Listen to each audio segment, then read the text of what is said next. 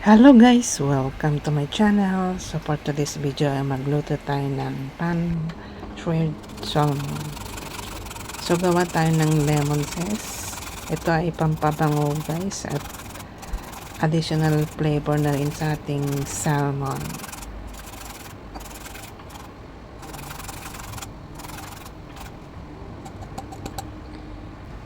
So meron tayong salmon dito. So i-marinate natin ng salt and pepper. So magkabilaan guys. Just rub it.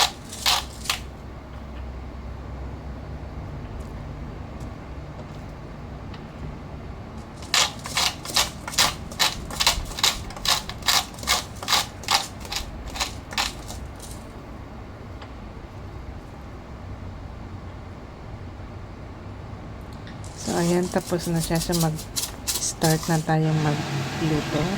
So maglagay tayo ng konting oil and then ilagay natin yung butter.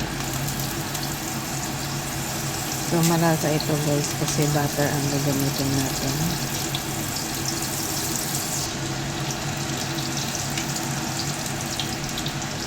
So i-prito natin to guys in high heat.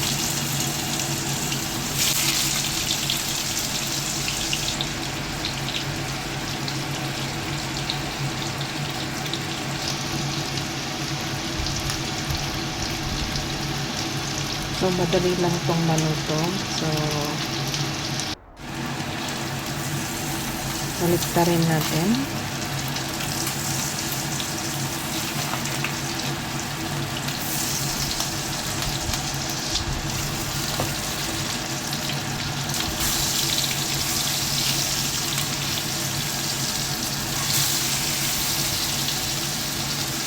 Ayan, ang ganda ng kulay. So, ilagay natin yung lemon zest. So, nadagdag na rin natin yung lemon juice. Ayun, may flavor na siya guys. Ang bangon-bangon. Sarap. So, simpleng luto lang siya guys. Pero masarap siya kasi may lemon zest at lemon juice. So, tikman natin. Ayan, perfect ang lasa.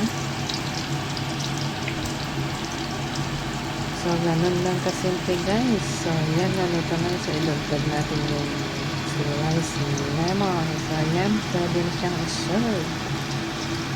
So, ayan guys. So, done na siya. So, thanks for watching. See you in my next vlog. Please like and subscribe. Bye-bye.